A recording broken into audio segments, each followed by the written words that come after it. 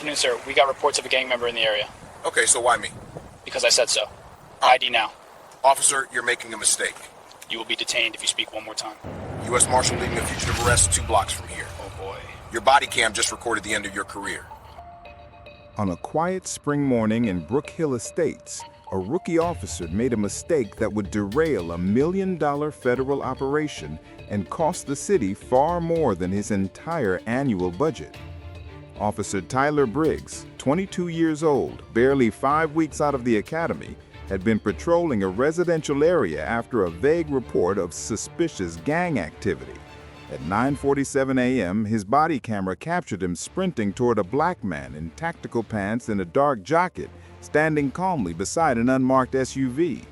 Briggs barked orders, shouted about detaining a possible gang member, and demanded ID with trembling bravado. What he didn't know, what he didn't bother to assess, is that the man he confronted was a U.S. Marshal conducting a covert fugitive arrest operation only 2 blocks away. Within seconds, Briggs's assumptions, adrenaline, and unchecked bias would trigger a scandal, compromise a high-risk federal mission, and end with a lawsuit that reshaped the department. Before we continue, where are you watching from? If this is your first time here, please hit subscribe. Stories like these need to be shared, and your support helps us bring more truth to light. Brook Hill Estates, a middle-class residential neighborhood on the outskirts of Columbus, Ohio. Tree-lined streets, single-family homes with small yards, the kind of area where people know their neighbors and take pride in maintaining their properties. Morning on a Tuesday in early May meant school buses, people leaving for work, the normal rhythm of suburban life. Deputy U.S. Marshal Darius Thompson, 38 years old, stood beside his unmarked black Chevrolet Suburban at 9:47 a.m., 2 blocks from a house where a federal fugitive was believed to be hiding. Darius wore tactical pants, a dark blue jacket with police printed on the back in small yellow letters, and a radio earpiece. His federal credentials were clipped to his belt, clearly visible.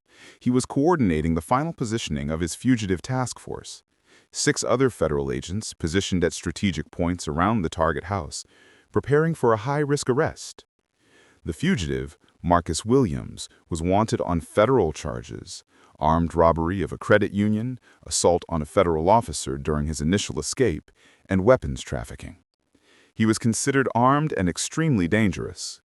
The U.S. Marshal Service had tracked him for 3 months across 4 states before finally locating him at his girlfriend's house in Brook Hill Estates. The operation had taken weeks of surveillance, coordination with local law enforcement command, and careful planning to minimize risk to civilians in the residential neighborhood. Darius had been with the Marshal Service for 12 years, previously served 8 years as military police in the Army, and specialized in tracking violent fugitives. He led a task force that had captured over 200 fugitives with a perfect safety record: no civilian injuries, no officer casualties, methodical and professional operations that prioritized public safety. That morning, he was doing exactly what he'd done hundreds of times before: coordinating final positions via encrypted radio, confirming sight lines, ensuring all team members understood the arrest plan. His SUV was parked on a residential street with a clear view of the target house, 2 blocks away. His posture was relaxed and alert, his movements deliberate and calm. Everything about his presence communicated law enforcement professional, if you knew what to look for. Officer Tyler Briggs didn't know what to look for. Briggs was 22 years old, 5 weeks removed from police academy graduation, assigned to routine patrol in the Brook Hill Estates sector. His training evaluations had included concerning notes.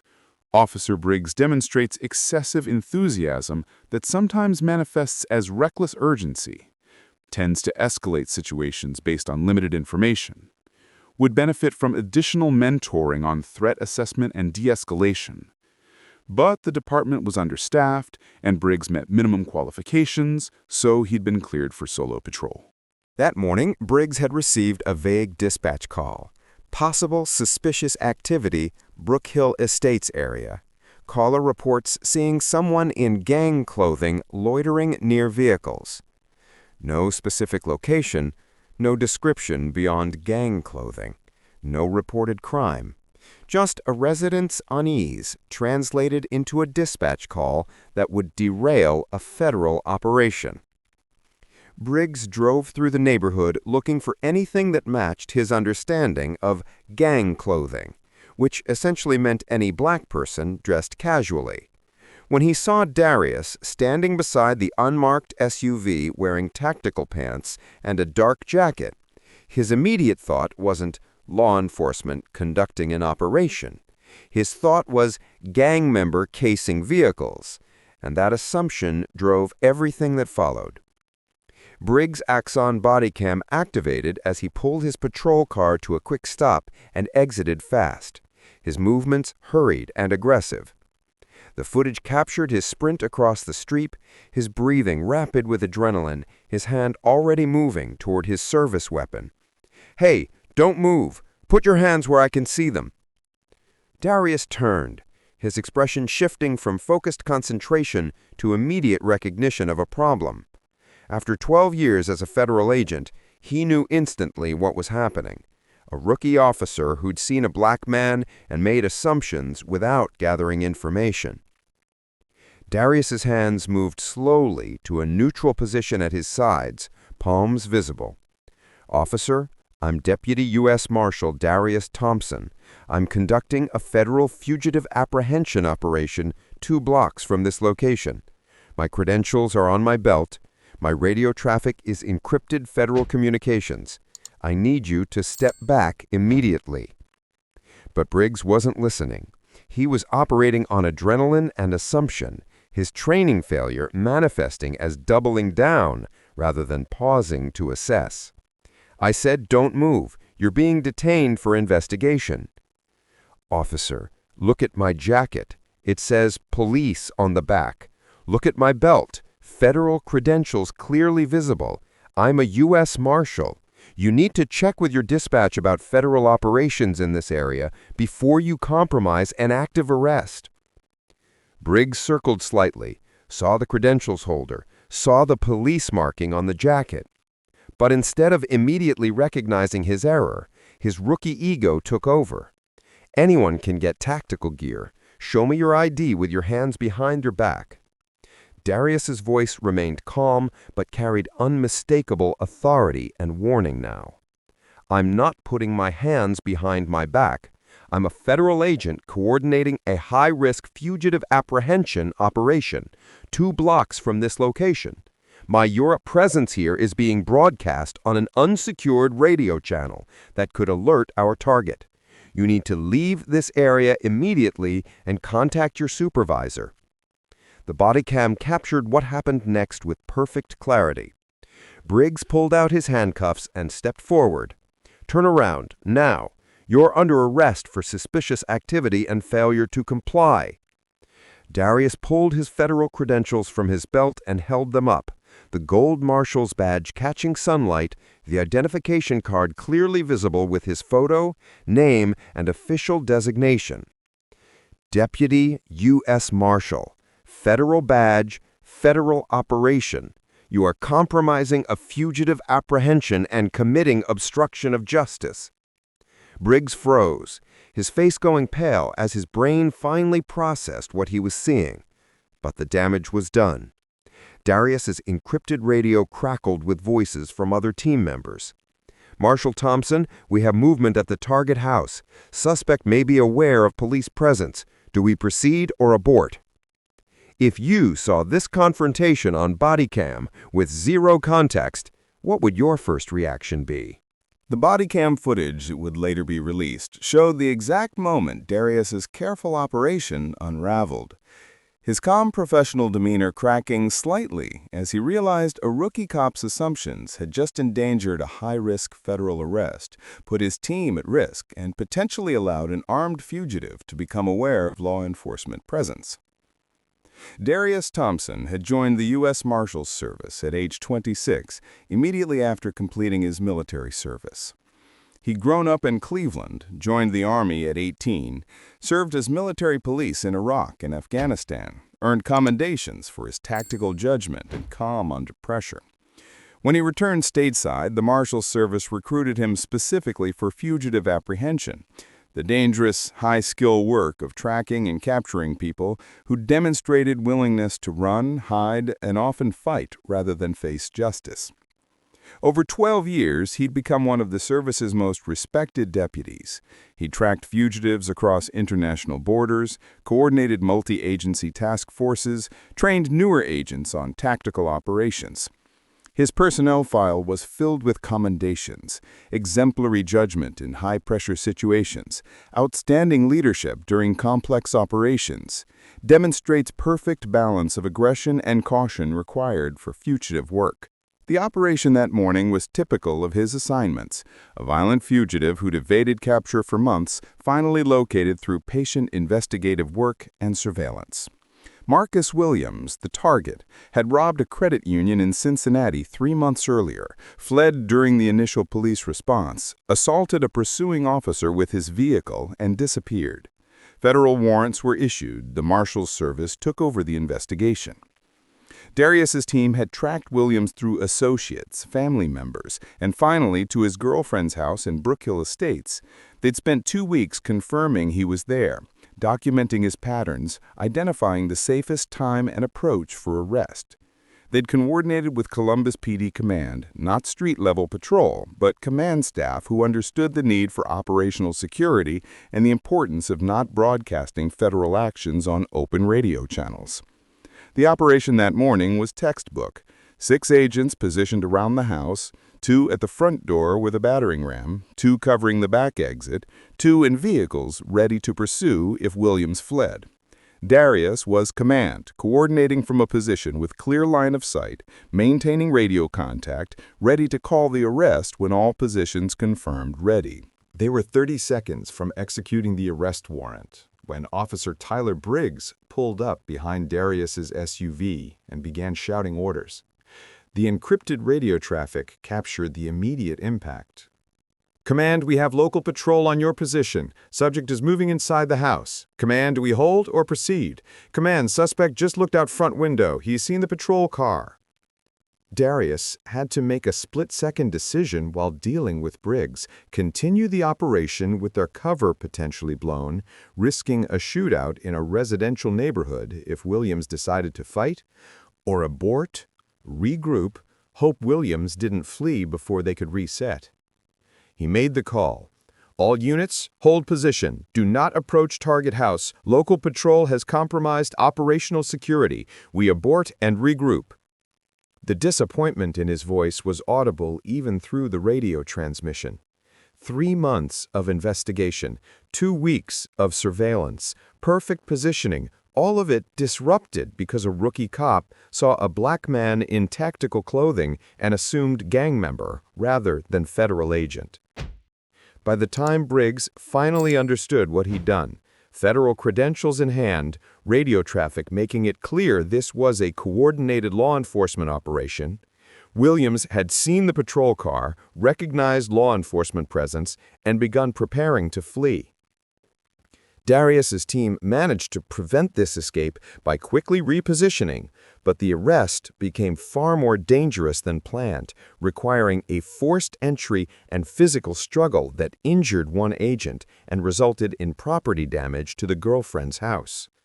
All of it could have been avoided if Briggs had taken 30 seconds to assess the situation before confronting Darius.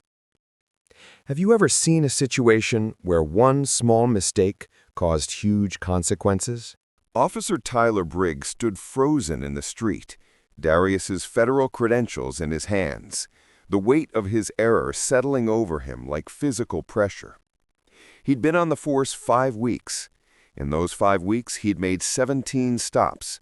14 of those stops had involved black individuals. 13 of those stops had yielded no citations, arrests, or evidence of criminal activity. Briggs hadn't been trained to recognize those numbers as problematic. He'd been trained to trust his instincts, to respond to suspicious behavior, to prioritize officer safety above de-escalation. But his instincts were shaped by bias he'd never examined. His definition of suspicious was influenced by stereotypes he'd absorbed from media, culture, and the unspoken messages about who poses threats and who deserves scrutiny. When he'd received the dispatch call about gang clothing, he'd immediately formed a mental image.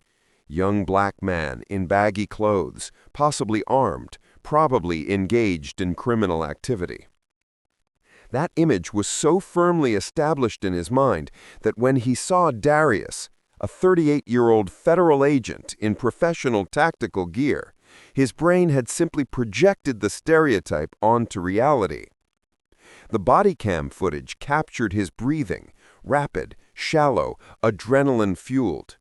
Captured his hand movements, jerky, uncertain, compensating for inexperience with aggression. Captured his voice, trying to sound authoritative, but coming across as shaky and uncertain. Everything about his physical presence communicated rookie officer trying to project confidence he didn't actually possess. His training had taught him to give commands forcefully, to control situations through dominance, to treat non-compliance as resistance. But his training hadn't adequately taught him when not to engage, how to assess before acting, or how to recognize when his assumptions might be wrong. The tactical gear should have been his first clue. Professionals wear tactical pants and jackets with police markings. The unmarked SUV should have been second. Expensive vehicle, federal plates visible if he'd bothered to look. The calm demeanor should have been third. Someone engaged in criminal activity doesn't typically stand casually in broad daylight on a residential street. The credentials visible on Darius's belt should have been fourth.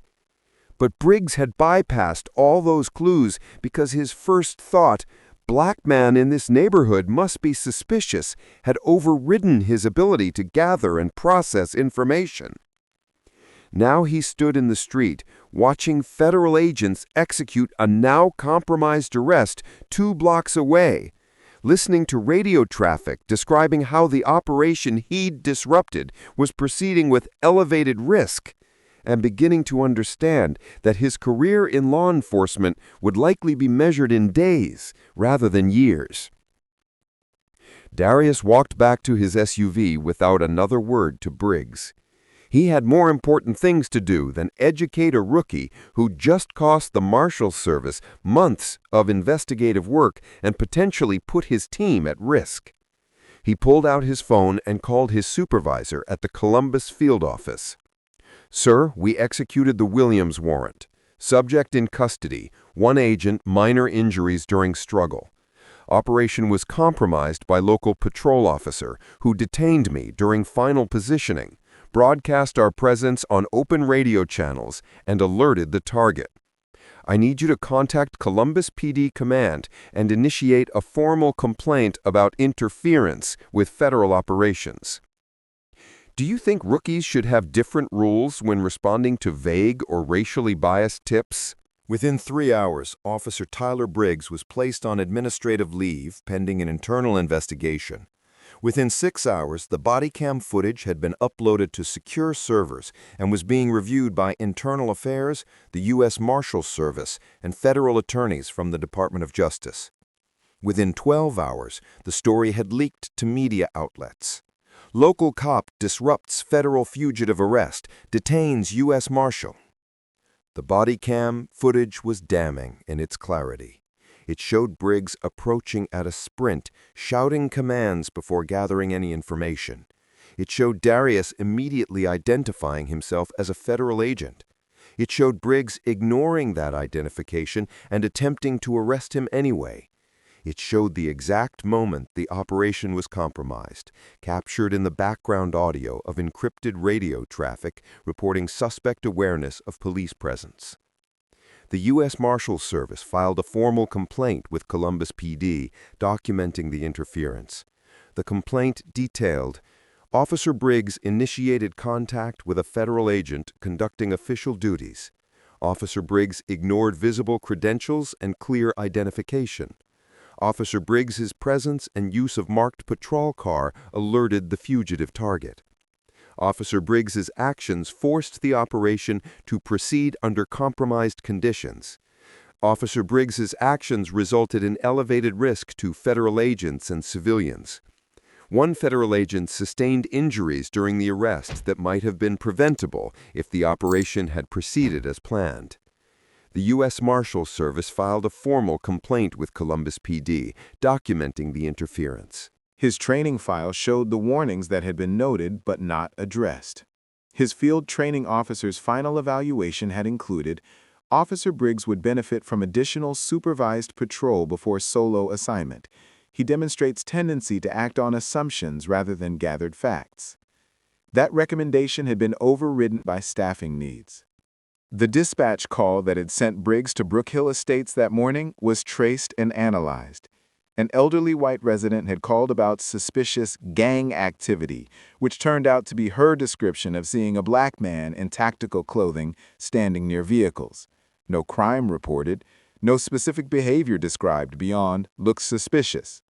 The dispatcher had logged it as routine suspicious person call without questioning whether the caller's perception of gang activity was based on actual evidence. The fugitive Williams had indeed become aware of police presence when he saw Briggs's marked patrol car pull up 2 blocks from his location. He'd immediately begun preparing to flee, grabbing a backpack with cash and a loaded handgun, heading toward the back door. The marshals had been forced to execute the arrest immediately rather than waiting for his girlfriend to leave the house as planned, resulting in the girlfriend being present during the forced entry, traumatizing her children who were home, and the physical struggle that injured an agent when Williams tried to fight his way past the entry team. All of that elevated risk, trauma, and injury stemmed directly from Briggs's interference. The body cam footage was released publicly through a Freedom of Information request filed by a journalist within a week. The video went viral immediately, viewed over 15 million times in the first 48 hours across various platforms. Comments reflected widespread outrage. Imagine being so racist you try to arrest a U.S. Marshal with his badge clearly visible. That rookie's entire career lasted 5 weeks. He saw a black man and his brain immediately thought gang member instead of noticing all the obvious signs of law enforcement. Federal agents do dangerous work. Having to deal with rookie cops who can't control their bias makes it even more dangerous. Should body cam recordings always be released when police interfere with federal operations? Darius Thompson filed a comprehensive federal lawsuit 8 weeks after the incident. The complaint named Officer Tyler Briggs individually, his field training supervisor who'd cleared him for solo duty despite documented concerns, and the Columbus Police Department. The legal claims were extensive. Count 1. Obstruction of federal law enforcement. Briggs interfered with a federal fugitive apprehension operation, compromising operational security and endangering federal agents. Count 2. Fourth Amendment violation, unlawful detention. Briggs detained Darius without reasonable suspicion despite visible federal credentials and clear identification of official status. Count 3. 14th Amendment violation, racial discrimination. Briggs's stop was motivated by racial bias, as evidenced by his pattern of disproportionate stops of black individuals and his immediate assumption that a black man in tactical gear was a gang member rather than law enforcement. Count 4. Assault on a federal officer. Attempting to physically restrain a federal officer engaged in official duties constituted assault under federal law. Count 5. Intentional infliction of emotional distress. Being detained and having a critical operation compromised caused significant professional and emotional harm. Count 6. Municipal liability. Columbus PD's inadequate training, failure to supervise Briggs properly, and pattern of ignoring documented concerns enabled the constitutional and federal law violations.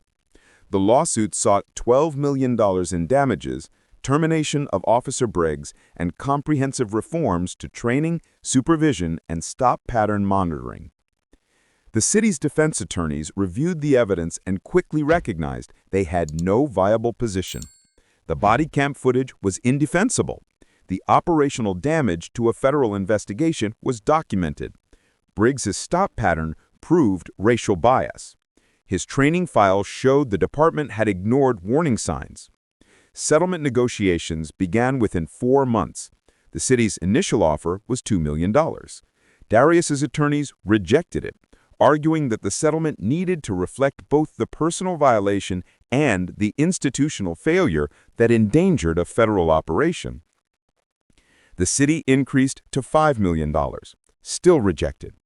Finally, understanding that trial would likely result in an even larger verdict, plus extensive legal costs and continued negative publicity, the city agreed to settle for $8.5 million. The settlement included $8.5 million payment to Darius Thompson, Officer Tyler Briggs terminated for cause, post-certification revoked, National Decertification Index entry, and permanent bar from law enforcement employment.